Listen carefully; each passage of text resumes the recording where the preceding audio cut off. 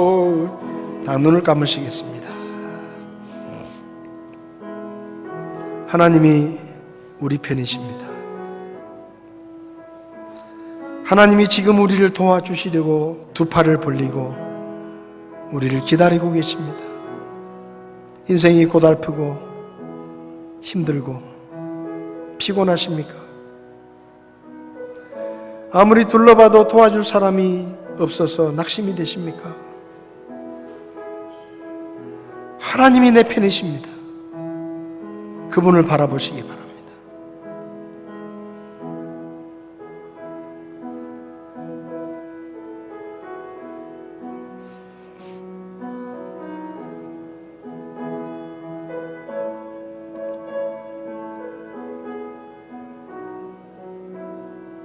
전능하신 하나님,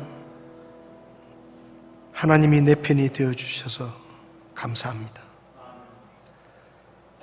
사람들이 등을 돌리고 떠날 때도 하나님은 결코 우리를 버리지 아니하시고 지금도 내 편에 서 계시며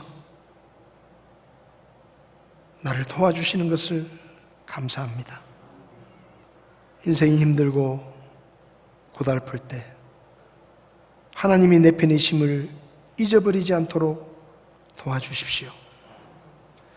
내 편이신 하나님을 두고 엉뚱한 곳에 가서 도움을 청하려 하지 않게 해주십시오. 전능하신 하나님 앞에 나가 도움을 청할 때 하나님께서 우리의 기도를 들으시고 응답해 주시며 도와주신다는 사실을 믿고 낙심하지 아니하고 담대하게 살아갈 수 있도록 저희를 도와주시옵소서. 예수님의 이름으로 기도했습니다. 아멘. 예배를 마치겠습니다.